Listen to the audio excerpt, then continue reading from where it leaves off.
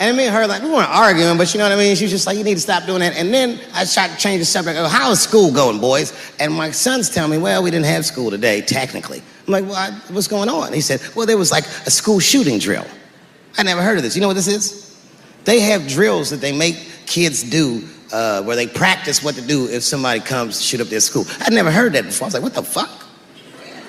Then I had to tell my sons the truth. I didn't want to tell them this shit. Son, listen to me. Fuck that drill. If somebody comes to your school and wants to shoot it up, I'm just gonna be honest with you. You probably gonna get shot, nigga. I'm just being real. You got a famous dad. I talk a lot of shit. They're gonna be gunning for you, little buddy. Just stay low and run in a zigzag pattern and don't try to save anybody, son. Do you understand me?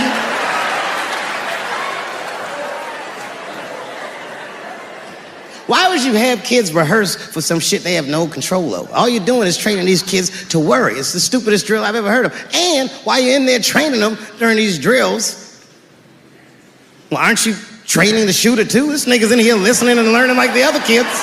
Sit in the back. Where are we supposed to meet?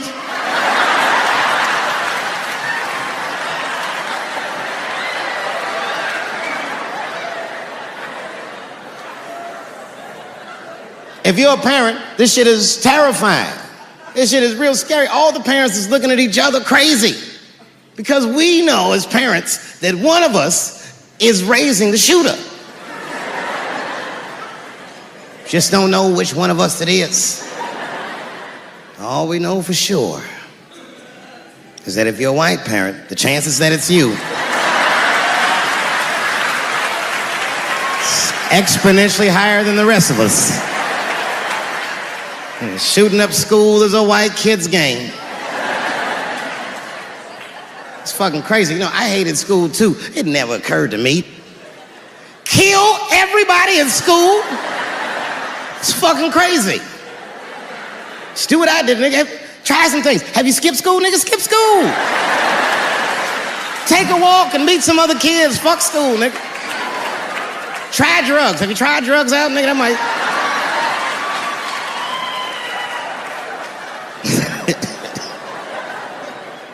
Some scary shit. I've given this a lot of thought. I don't see any peaceful way to disarm America's whites.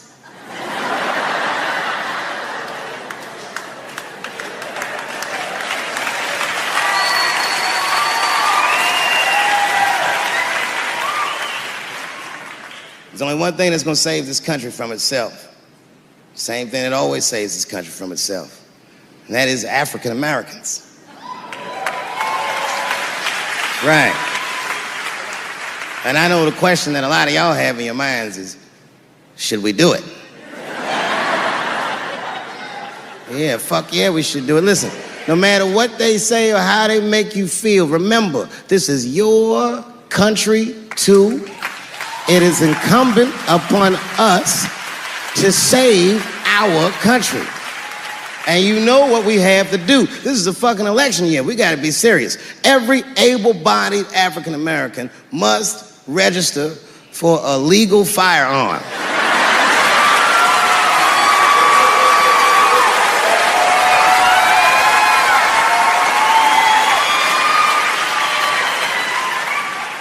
That's the only way they'll change the law.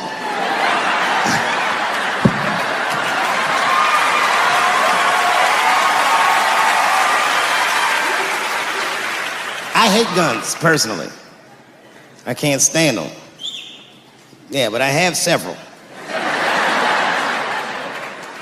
I don't want them, but I feel like I need them. Don't forget where I live. I live in Ohio. And anyone that knows anything about Ohio knows that even the word Ohio is an old Native American word. It means, literally, land of poor white people.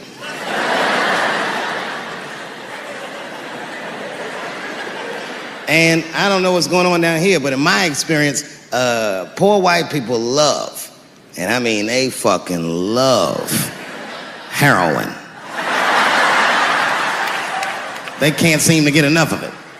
I didn't even know what I was looking at first. I was just driving like, why are all these white people so sleepy out here? These things...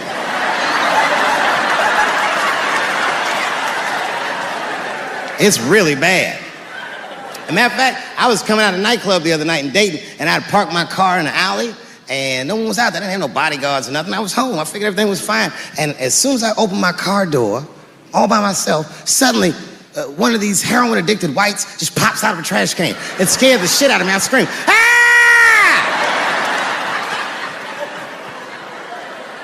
And then I realized it was a woman. She was fucked up. She's like, "Hey, man, relax, okay?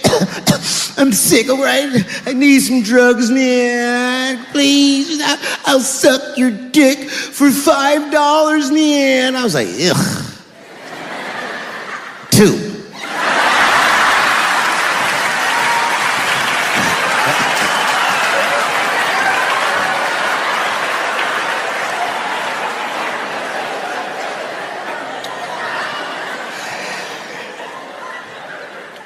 Obviously, I'm joking.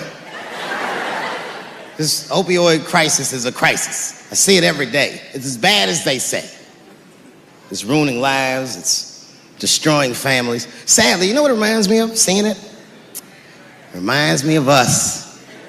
These white folks look exactly like us during the crack epidemic. You know, it's really crazy to see. And all this shit they talk about on the news about how divided the nation is, I don't believe it. I feel like nowadays we're getting a real good look at each other. It's wild because I even have insight into how the white community must have felt watching the black community go through the scourge of crack. Because I don't care either. Hang in there, whites. Just say no. What's so hard about that?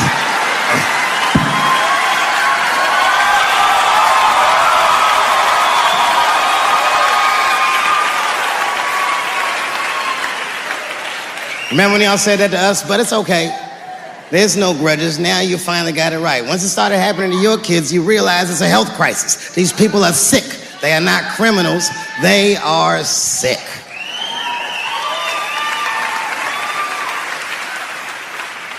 Be that as it may, I'm armed to the teeth. First gun I bought was a 12-gauge shotgun. I didn't want the gun. Remember, though, I'd moved to a farm, and I was sitting there on the porch, and I see a white dude walking across my property, entitled, like he's supposed to be there. He had a rifle over his shoulder, too. Ain't that a bitch? I said, what the fuck is this guy doing on my property? I was mad as shit, but I was unarmed. So I ended up just waving to this motherfucker like a bitch. I was just like...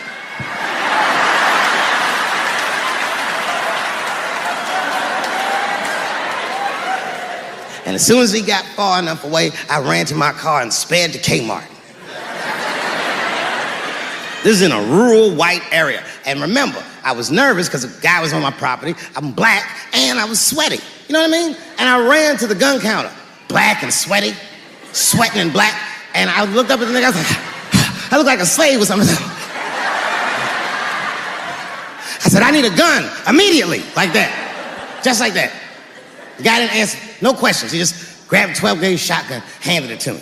I'd never even held a gun before. I'm not a dummy. I'm like, well, I need some bullets too. And the guy reached under the counter, put 2 box of shells on the counter. He said, all right, buddy, which box do you want? And I didn't know. One box had a picture of some ducks on it. The other box had a picture of some deer. I said, well, what's that box with them ducks? He said, oh, that there's birdshot. And then he goes just like this, I'm not exaggerating, he goes, that won't kill a man.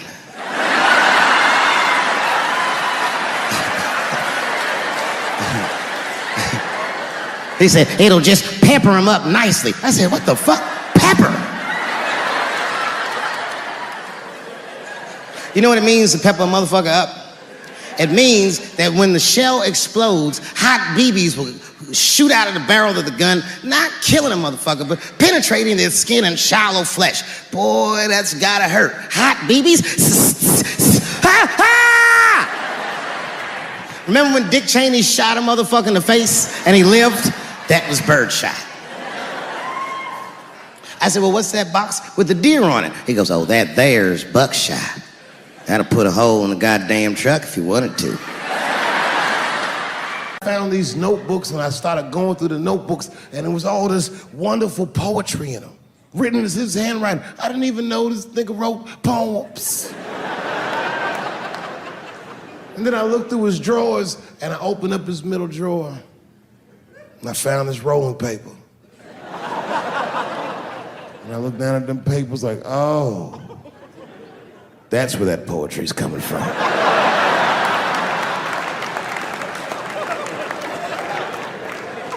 And that shit broke my heart. I mean, I smoked weed, but I mourned my son's innocence. And I cried a little bit. And I took his papers upstairs to my room. Rolled some weed that I'd hid from the family. And I got really high. And then I got paranoid, so I put his papers back how I found them. But, let me qualify the statement. I am what's known on the streets as a victim blamer. You know what I mean? Somebody come up to me like, Dave, Chris Brown just beat up Rihanna. I'll be like, well, what did she do?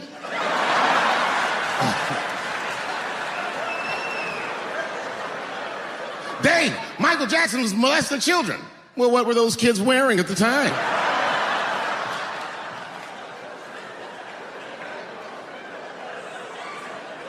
I don't think he did it. But you know what? Even if he did do it, you know what I mean? You know what I mean?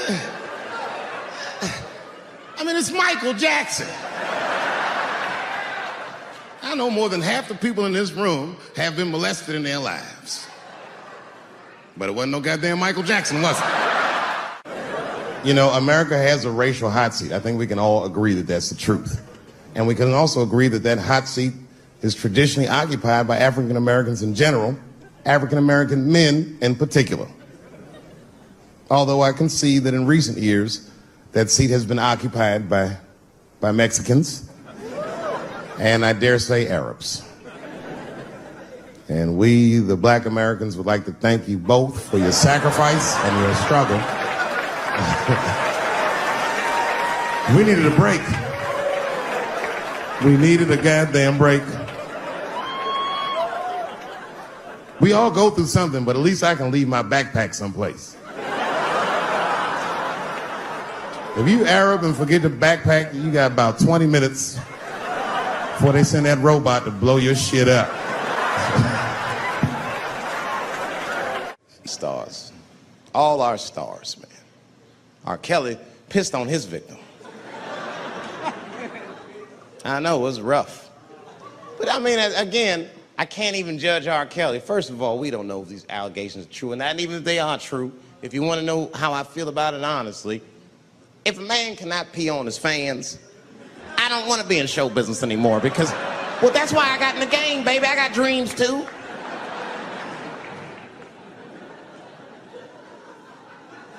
You guys are confusing the issue. While you guys are busy worrying about if R. Kelly even peed on this girl or not, you're not asking yourself the real question that America needs to decide once and for all. And that question is, how old is 15 really?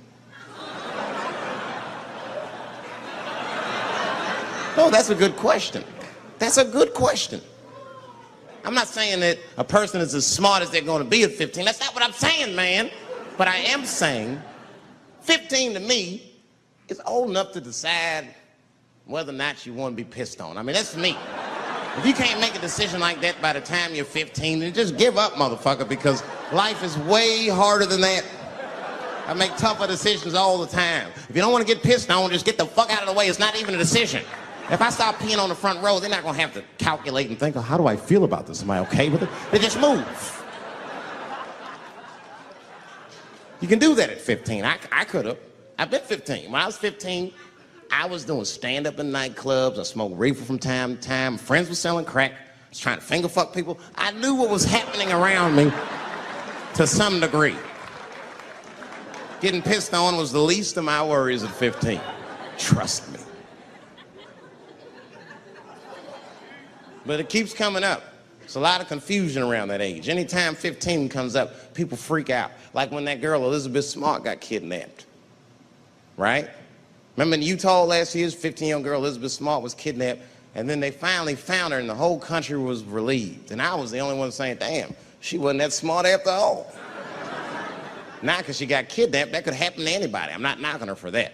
I'm just saying, if you kidnapped me when I was 15, you gotta take me further than 8 miles away from my house, man. God damn.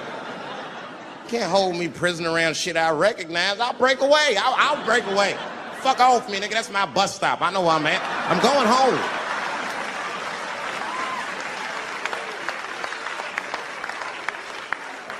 She was missing for 6 months, 8 miles away from my house. That's 2 exits, man. That's nothing. And while she was missing, during this half a year that this girl is missing, there's a 7-year-old black girl gets kidnapped in Philadelphia. Nobody knows her name. They might have talked about it 2 or 3 times on the news, but she should have been the top story because she chewed through the ropes and had both of these motherfuckers in jail in 45 minutes flat. 7 years old. I'm not making this up. These 2 crackheads kidnapped her and took her back to the crack house and tied her up. And then they left her. They're crackheads. They got to make moves. Crack, smoke, chocolate to eat. These motherfuckers made moves. They was out. But as soon as they left, this little girl got the nib on. She was kidnapped at 4 o'clock and at home watching herself on the news at 5:30. That shit is crazy. That's a news story. That is a news story. Now, meanwhile, in Utah, 15-year-old Elizabeth Smart's captors left her alone, too. And they didn't even tie her up because they're hillbillies. They just bounced. Don't try to escape, bitch, or we'll kill you. Be right back. They leave. And she's 15, sitting in the house by herself. How am I going to get out of this? Come on, Elizabeth, think. Think, Elizabeth, how am I going to get out of here?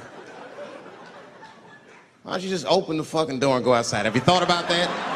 Do you have a quarter? Do you know your phone number? You're 15, bitch, run. Stop thinking and stop making moves. I know I sound mean, and I know what the people are thinking when I'm saying this. Dave, she is only 15. All right, but that's the discrepancy, because when you talk about a little girl like Elizabeth Smart, then the country feels like 15 is so young and so innocent. On the flip side, here comes 15 again. Now we're talking about a 15-year-old black kid in Florida. This black kid accidentally killed his neighbor when he's practicing wrestling moves that he saw on TV. Now, was he a kid? No. They gave him life. They always try our 15-year-olds as adults. The nigger knew what he was doing. It's a goddamn pile driver. If this kid gets on the ropes, there's no stopping him. You'd have to send the Rock to arrest him. And they gave a 15-year-old boy life in jail.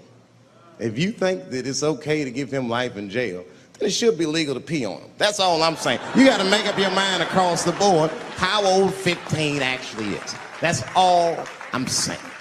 So I'm going to tell you right now, if somebody comes in here and puts a gun in my head and says, Chappelle, you got a choice to make.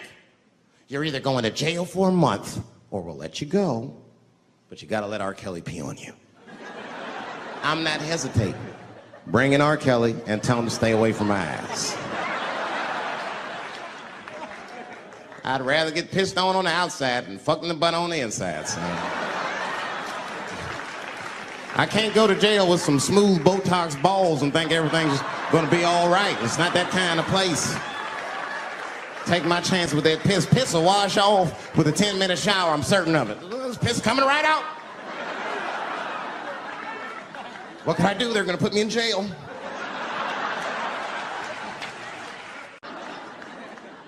You know who I feel real bad for is Indians. Everybody feels bad for Indians. They get dogged openly because everybody thinks they're dead. These motherfuckers are not all dead, all right? With my own eyes, I've seen a gathering of 1,500 Native Americans. They were all gathered in one place. The place is called Walmart in New Mexico. There's Indians everywhere. I'd never seen Indians before. I wasn't even sure if they were Indians. It's fucked up, but I asked one of them. It's not nice, but I seen him in the sports section looking at bows and arrows. I had to say something. Excuse me. I don't mean to be rude. are you an Indian? And he was cool. Yes. Yes, I'm Indian. Still didn't believe him. I had to test him to be sure. This is fucked up. But I had a gum wrapper in my pocket, so I balled that shit up and I threw it on the floor. And a single tear came out his eye. I said, oh, shit. I had so many questions.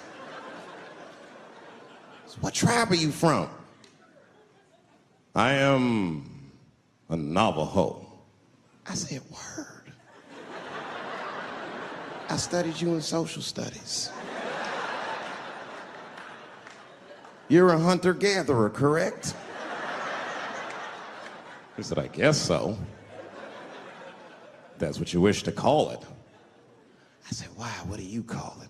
He said, I am an alcoholic.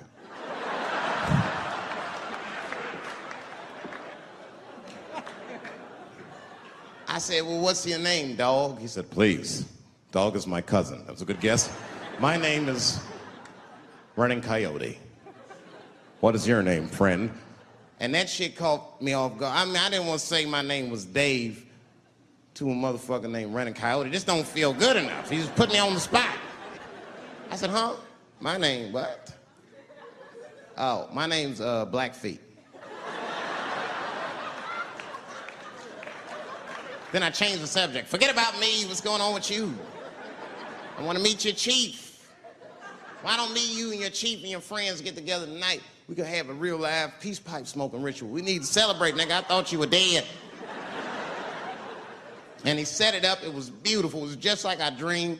We was all sitting around. Them Indians was beating the drum. Some other Indians came out the back with a long blanket that was folded in half and put in front of us.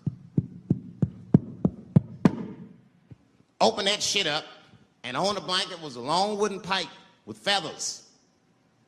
And bags of weed were all over the blanket. Chief walked over.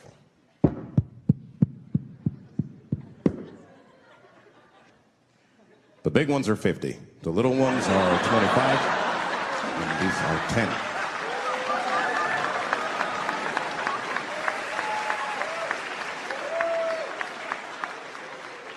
Me and those Indians got high as shit. I was baked. I told the chief, he was talking, I cut him off. Time out, chief. Sorry to interrupt.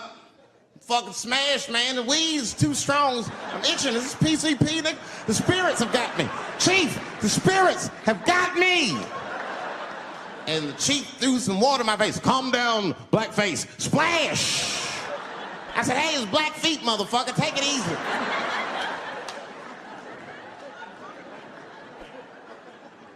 Blackfeet, you're welcome to stay amongst me and my tribe for the night until the spirits leave you. And they gave me my own teepee to sleep in, which sounds nice. I personally felt like it was a little fucked up, you know, because they all had houses, man. It's like, why can't I sleep with y'all in the house and watch TV? Nigga, I can't be on this grass all night.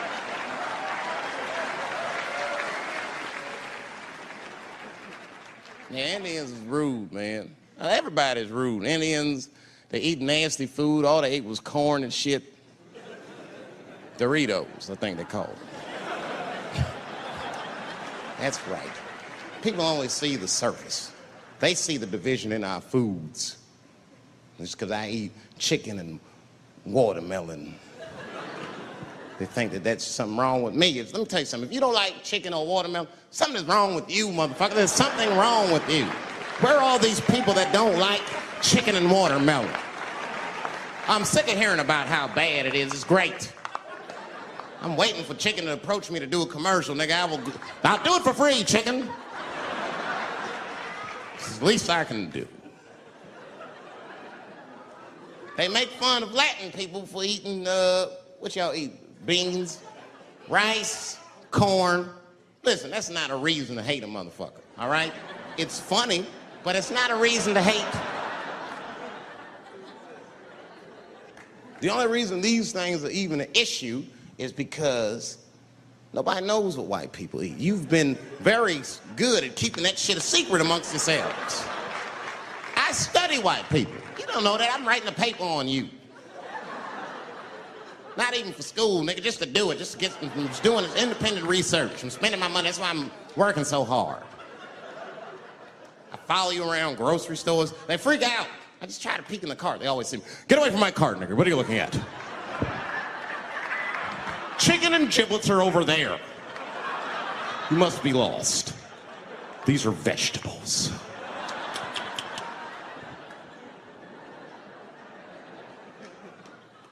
I know what you drink. See how quiet it got? Grape juice. Surprise, motherfuckers, you didn't know I knew about grape juice, did you? Oh, don't play dumb with me. Look at what is it? A lot of black people don't have the privilege of knowing about grape juice because they have grape drink. It's not the same formula that you get. Ain't no vitamins in that shit. You might have one of your black friends over, Todd. Todd, would you care for a glass of grape juice? What? Nigga, what the fuck is juice? I want some grape drink, baby. It's purple. I don't think I know what a grape drink is. What? I have some apple juice if you want. What the fuck is juice? I want some apple drink. Scream.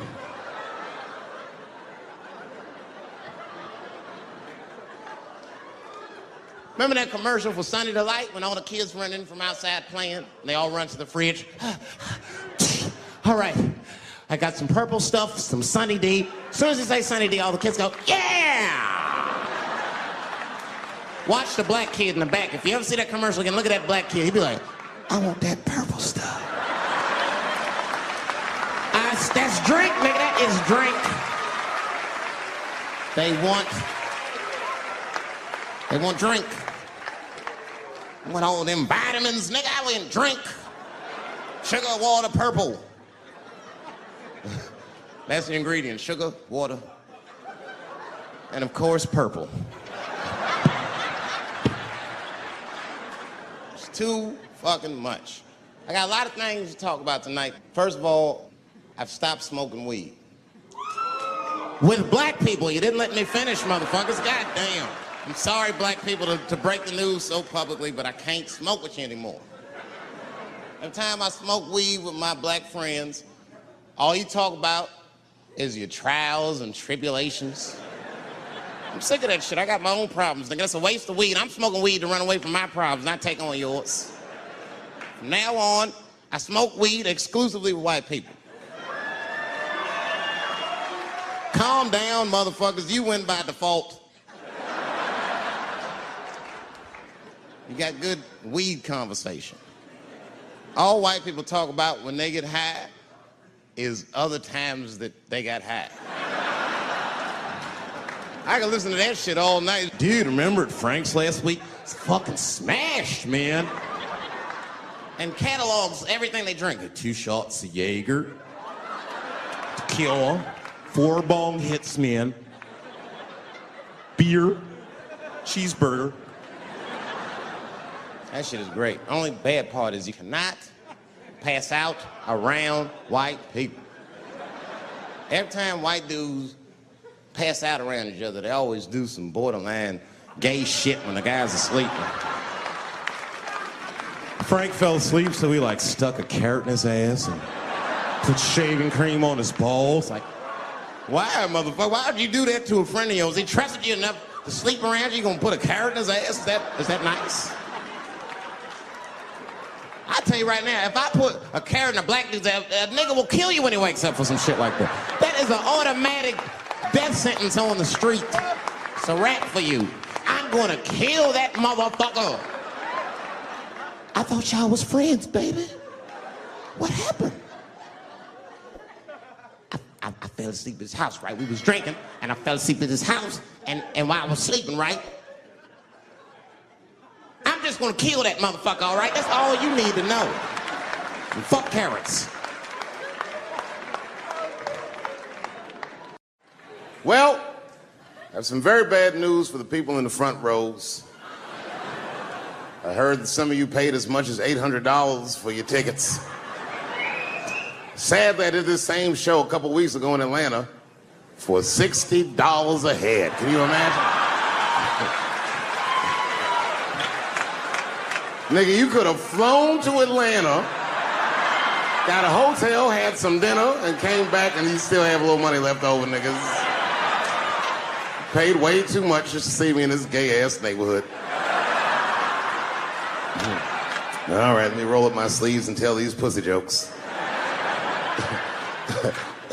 Will told me to say there hasn't been this many pussy references in this room since Cats was here. Boy, I gotta tell you, man, I've been doing this set all week, and boy, I've been telling these jokes, and sometimes niggas look like they're in actual pain over the jokes. None of it's that bad to me, but I understand why it could hurt some people's feelings. So tonight,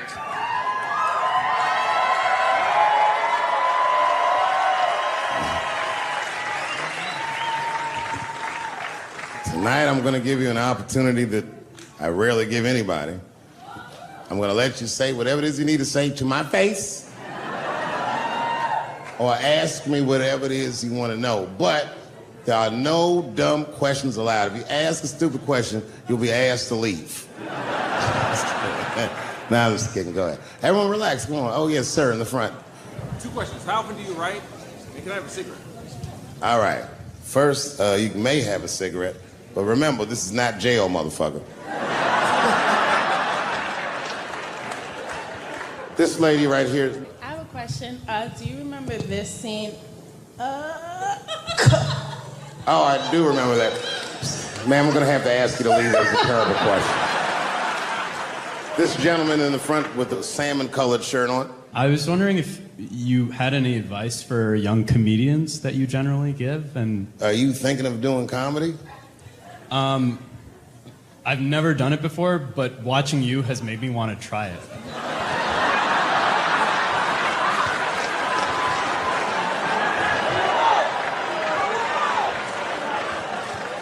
I don't know if that's an insult or not. It's a compliment. It's. I mean, niggas don't say I've never done brain surgery, but it looked a lot easier than I thought. I'm teasing.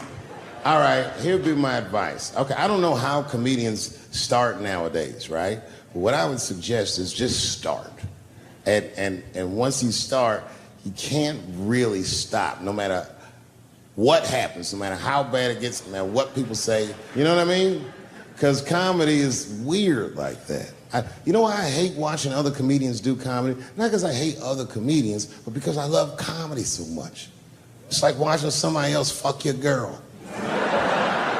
And I say, fuck her better than that. Yes, you on the aisle up there, the lady with the long... Yes, you standing up. I see you. My favorite book of all time, The Narrative of the Life of Frederick Douglass.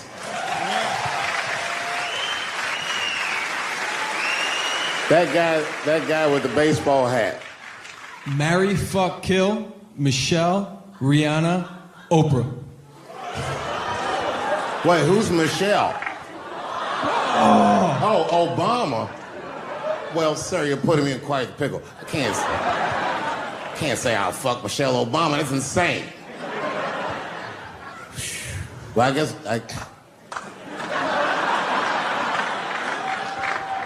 I mean, because I wouldn't kill any of those women. But I'd fuck all three of them.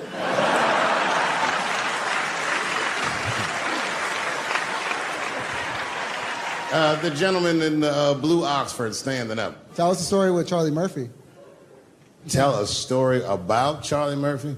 Or your favorite. Boy, there's so many good Charlie Murphys. You know, the thing with Charlie Murphy is he used to just make us laugh all the time. And I used to ask him about all the old Hollywood shit I was curious about. Like when they used to accuse Michael Jackson, I remember asking once, I go, Charlie, do you think Michael Jackson actually did those things? And he said, let me ask you a question, Dave. He said, say it is illegal to fuck women. How long are you staying out of jail? So God bless Charlie Murphy wherever you are. Charlie, I love you. Who do you think is going to win the 2020 election? All right, I'm going to put a pin in this, but I'll tell you right now, fella, I don't know, but I think Trump has a better shot than a lot of people would like to think. I'm just saying, it all depends on how the left talks. The way we're talking is not going to win the fucking ball game. Donald Trump's over there on the right, grabbing handfuls of pussy. Joe Biden can't even smell hair over here. Fuck this side. All right, man, go ahead. Thank you so much for this show. And How old are you? 25. 25? Yeah. Boy, don't let R. Kelly see you. He's gonna pee on you by accident. Oh, my bad. I thought she was 15. Yuck. I'm totally joking. I'm sorry. My question is there anything you've learned from another comedian that you feel like will stay with you for life? I tell you what, miss, that's a good question. Yes, is the short answer. A longer version of it is this. I was raised by comedians. I started doing stand-up when I was 14. The other day, I went to a comedian's funeral, and I realized as we was putting this motherfucker in the ground that these people are at least as influential to me as my family. I rock with these niggas till the wheel falls off. We fight and we fuss and we are jealous of each other and we get mad at each other, but my life wouldn't have been what it was without each and every one of them, and I consider them my family. That's the answer. Still hadn't figured out exactly how to say what I wanted to say, but I was doing pretty good, and I was doing some Me Too jokes, and a woman stood up from the audience and she was crying. Clearly, it was a white woman. She says to me, you can't say that. It's 200 seat room, it's a very small room. I'm like, what the fuck are you, like, miss, are you okay? What are you doing? She says, you can't say that. I said, yes, I can, it's my show. I'll say whatever the fuck I want. The crowd's like, ooh, like this. And then she gets up from the table and she starts making a big, like, show of just pushing through the aisles and all this stuff. And there's like a curtain right before the front door. And she gets to the curtain and she's crying. It's fucking crazy. She says, I'm sorry I was raped. It's a fucking comedy club. It's like loud farting getting out of an elevator. Nothing funny can happen in here. Now I'm trapped in a room with this woman's fucking stink.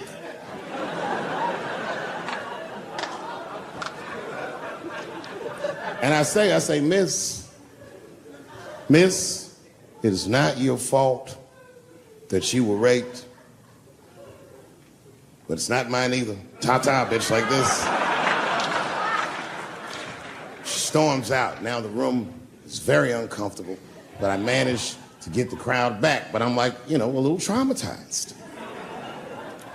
Same show, there's a trans woman sitting in the audience. This is a true story. This was like a few weeks ago. I did 6 shows that weekend. This trans woman came to 4 of them. Calls herself Daphne. Man, this chick Daphne was in there cracking the fuck up at everything I said about everybody. It was amazing. She was laughing, and it was fun to watch her laugh. You could tell she was letting go of something that was heavy, and she'd throw her head back, and she'd smile with all her teeth. She was having a great time. And the more fun she had, I felt bad, because I knew I had some trans jokes to unload. And I thought to myself, maybe I shouldn't say these jokes, because I don't want to, like, fuck her evening up. She's having so much fun. But then I thought to myself, well, if I can't say it in front of her, should I say this shit at all? So I let her rip. And to my surprise, Daphne laughed harder at the trans jokes than anybody in the room. In fact, everybody in the room would look at her to make sure it was okay. And I got off stage, I was in the dressing room, I was like, man, this is a fucking weird show. I'm sitting in the dressing room by myself just trying to figure out, like, what the fuck just happened out there? Like, Why is it that this one woman can't take any of these jokes and Daphne can take all of these jokes? So weird. And then I realized, Daphne used to be a man.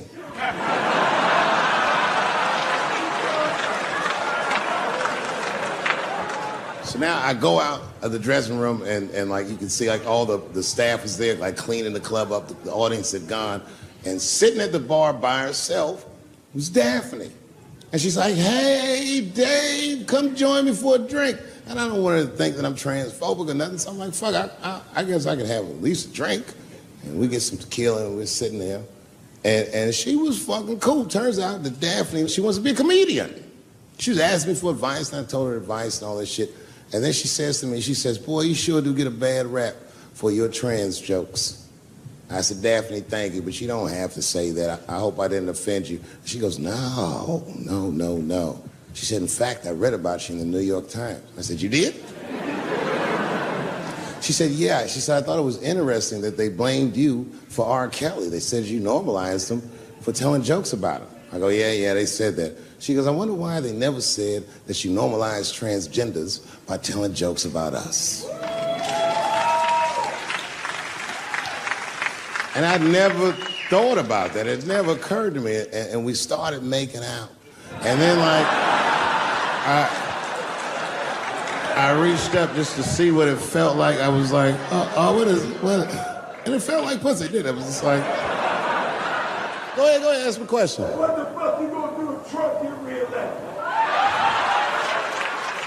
What am I gonna do if Trump gets reelected? Probably get a significant tax break.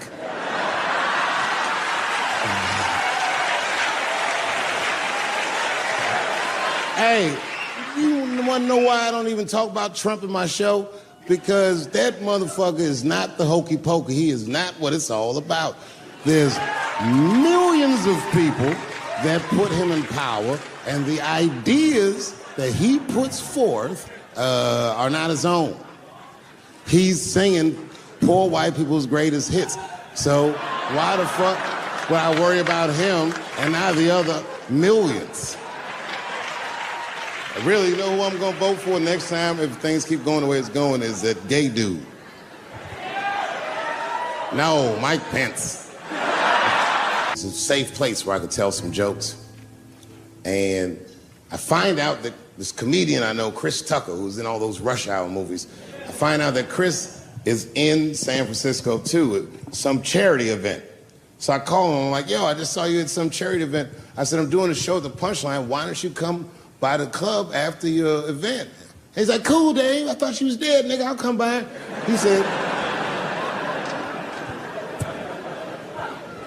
He says, is it okay if I bring some friends? Because, you know, I'm with a lot of people.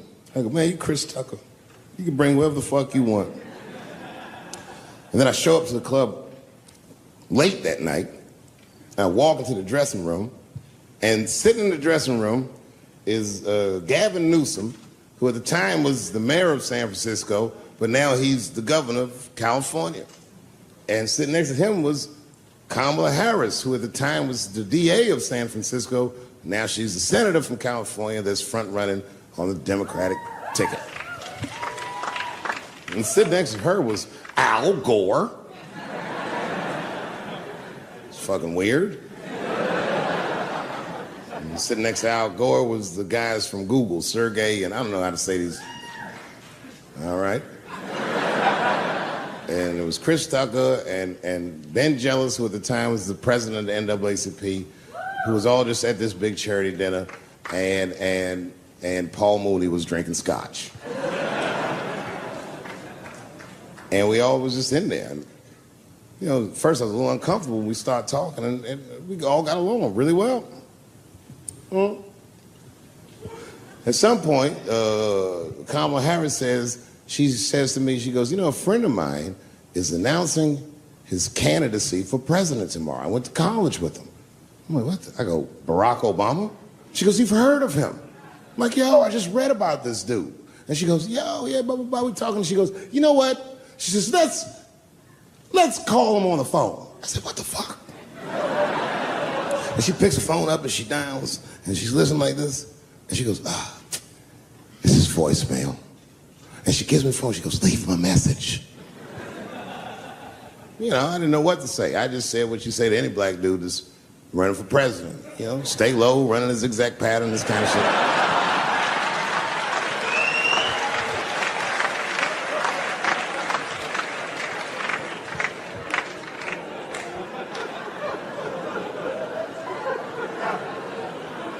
And then the last thing I say is, you know what? I said, sir, I really do believe you can do this. Like, man, I'm wishing you luck.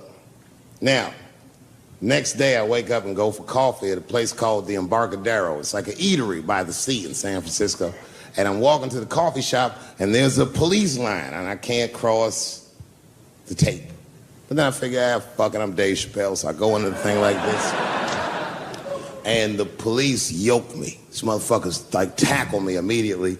And I see over the police's shoulder Gavin Newsom. I couldn't remember his name, but I remember the night before I had kept teasing him and saying he looked like Christian Bale, the guy from the Batman movies. So I see him and I can't remember the name, so I'm just like, Batman, help!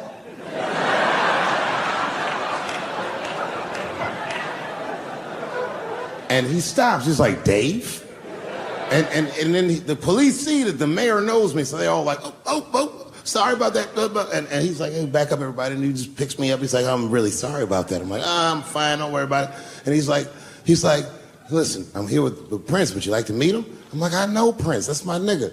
And we go around the corner, and it was Prince Charles, the Prince of England. I didn't know the protocol of meeting royalty. You're not supposed to touch him. I dapped him up like a nigga. My nigga. Ah! Just hugging him and shit like this, dapping him up, like this. And that nigga was cool too. I was like, that's really fucking weird. And then I was just out there in the upside down, not having no TV show, trying to figure life out. And the election was going on in the background. And this guy, Barack Obama, was picking up steam. This motherfucker was killing it. And I had a chance to go to the last debate on the Democratic ticket, and I went. It's me and Chris Tucker sitting in Myrtle Beach, South Carolina. It's the last three candidates. It was Barack Obama, John Edwards, and Hillary Clinton. Now, Obama's a lot taller than Edwards and Clinton, and he had the center podium. And at one point, they're all on stage, and they start fussing, and Obama goes, look, none of us are perfect, like this. And his hands was like this, and there was light shining behind his head, and the other two candidates was looking up at the nigga, and I was sitting in the audience like, this nigga looks like Jesus.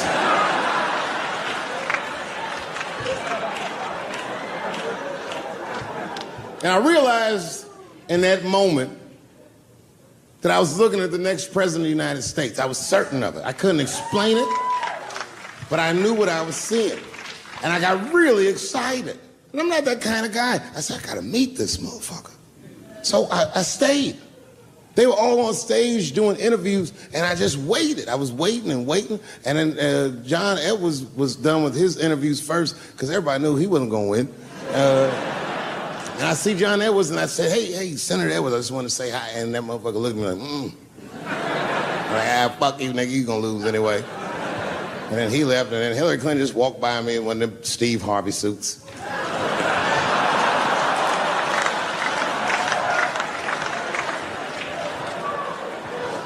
But Obama was taking forever. Everybody wanted to talk to him. When I knew the media saw exactly what I saw, there was no question about it. That was the guy. I waited and I waited, and finally, it must have been over an hour and a half, he finishes his last interview. He's like, well, thank you very much. Good talking to you. And he turns around, and we make eye contact. He sees me, and when he sees me, he looks over, he goes, Dave Chappelle. And Obama did me the same way I did Prince Charles. He dapped me up, and he like bro hugged me, and he pulled me in, and I'll never forget this. He said in my ear, I got your message. Thank you very much, New York City. Thank you very much for being here. But before I start tonight, I just wanted to read a brief statement that I prepared. I denounce anti-Semitism in all its forms. And I stand with my friends in the Jewish community. And that Kanye. This is how you buy yourself some time.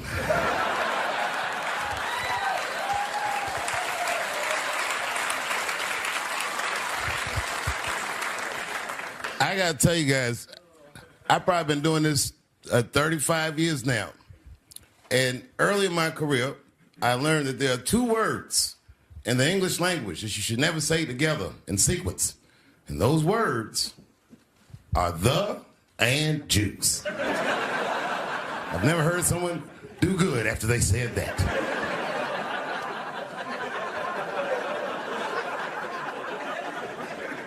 Kanye's got into some scrapes before. Normally when he's in trouble, I pull up immediately. But this time I was like, you know what? Let me see what's gonna happen first. Just want to see where this is all going. I can't even remember how it started. Vaguely, I remember it started with a tweet, strange tweet. It was like, I'm feeling a little sleepy.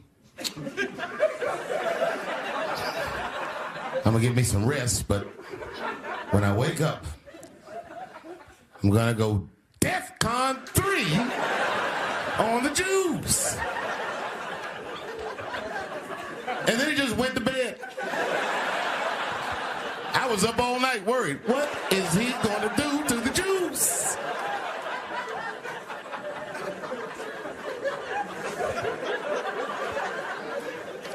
I grew up around Jewish people. I have a lot of Jewish friends, so I'm not freaked out by your culture. I know a little bit about it just from hanging around. I'll be like, yo, let's go out at school tomorrow. They'll be like, we can't go out. It's Shana Na tomorrow. I'll be like, where? What is Shana Na? I had so many questions. Why do some of your people dress like Run DMC?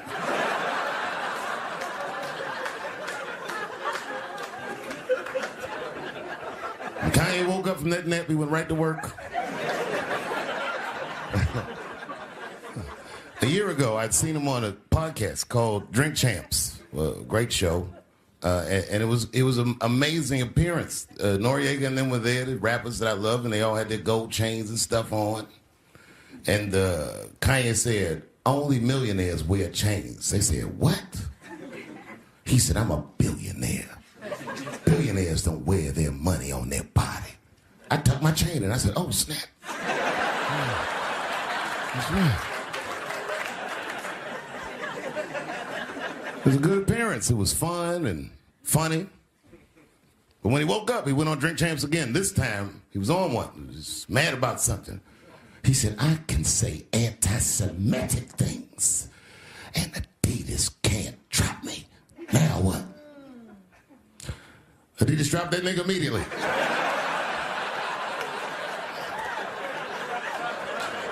Ironically, Adidas was founded by Nazis. And they were offended.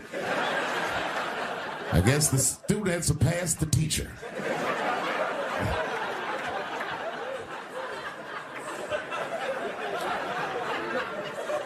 It's a big deal. He had broken the show business rules. There's just a rule. You know, the rules of perception. If they're black, then it's a gang. If they're Italian, it's a mob. But if they're Jewish, it's a coincidence, and you should never speak about it.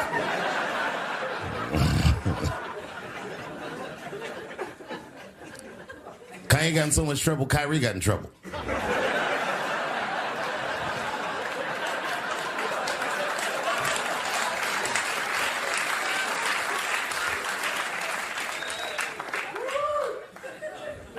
Kyrie Irving posted a link to a movie that he had seen on Amazon. No caption on the post or nothing like that. But apparently this movie had some, I don't know, anti-Semitic tropes or something. And it was some weird title like From Hebrew to Negro or something.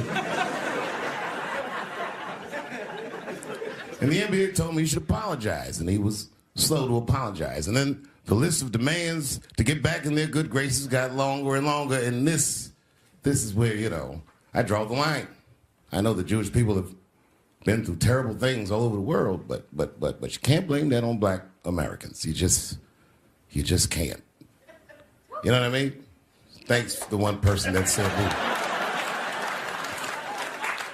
A fair punishment would be he should just post a link to Schindler's List and y'all write your own captions.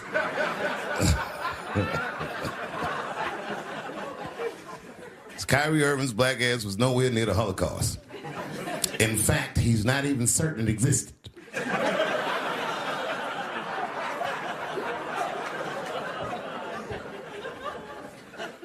I saw one news pundit screaming about Kanye. She said, mental health is no excuse for that type of language. Yes, it is, bitch. You can kill somebody if you're mentally ill. Listen, okay, I don't think Kanye is crazy at all. I think he's possibly not well.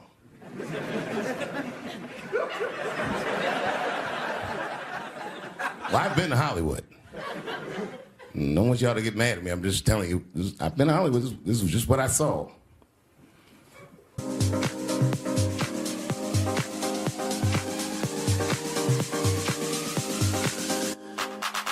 Whatever you do, don't fall for me. Don't put your trust in me. Don't even lie for me. I want you, honey. I don't get it. It's a lot of juice. Like a lot. But that doesn't mean anything. You know what I mean? There's a lot of black people in Ferguson, Missouri. Doesn't mean we run the place.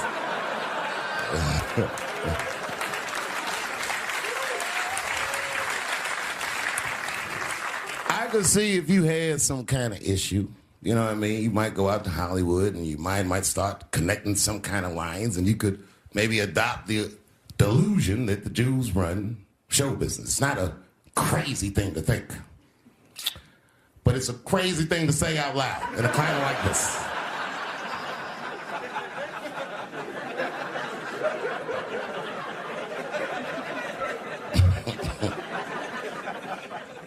Now the midterms are over, and it's crazy climate. And I got to tell you, I feel like this midterm, like all of humanity depends on it. And it's an ominous sign. The most ominous sign of the midterms, I believe, would be Herschel Walker, who I don't want to speak badly of because he's black. But I have to admit, he's observably stupid.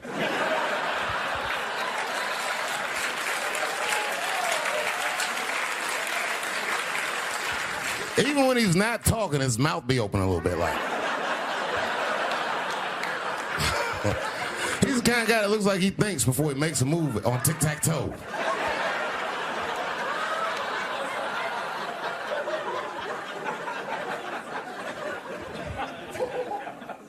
And I'm watching the news now, they're declaring the end of the Trump era. Now, okay, I can see how in New York you might believe this is the end of his era. I'm just being honest with you. I live in Ohio amongst the poor whites.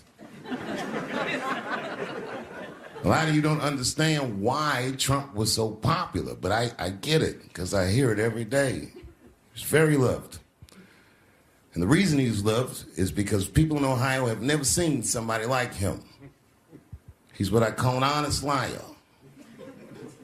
Well, I'm not joking right now. He's an honest liar. That first debate, I'd never seen anything like it. I've never seen a white male billionaire screaming at the top of his lungs, "This whole system is rigged," he said. And across the stage was a white woman, Hillary Clinton and Barack Obama, sitting over there looking at him like, "No, it's not." I said, "Now, wait a minute, bro. It's what he said." And the moderator said, "Well, Mr. Trump, if in fact the system is rigged, as you suggest, what would be your evidence?" You remember what he said, bro? He said, "I know the system is rigged because I use it." I said, "God damn." And then he pulled out an Illuminati membership card and chopped a line of cocaine up and did it right at the podium.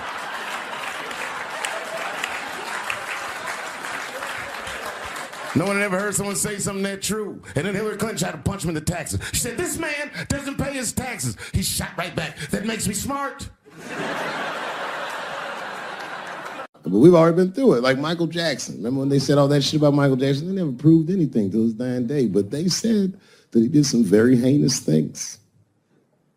And one time I watched a documentary about it. They were talking about all the shit Michael Jackson allegedly did. And as they were saying all these allegations, they started showing pictures of his home, the Neverland Ranch. You ever seen Michael Jackson's house on television?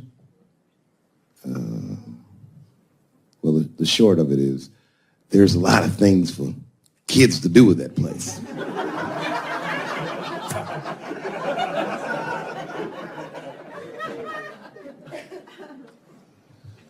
And I saw the whole thing, exotic animals and Ferris wheels and merry-go-rounds and shit. And the more they showed it, the more certain I was that I don't think Michael Jackson did any of those things they said he did. His house didn't look sexual.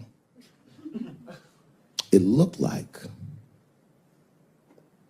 he was flossing on those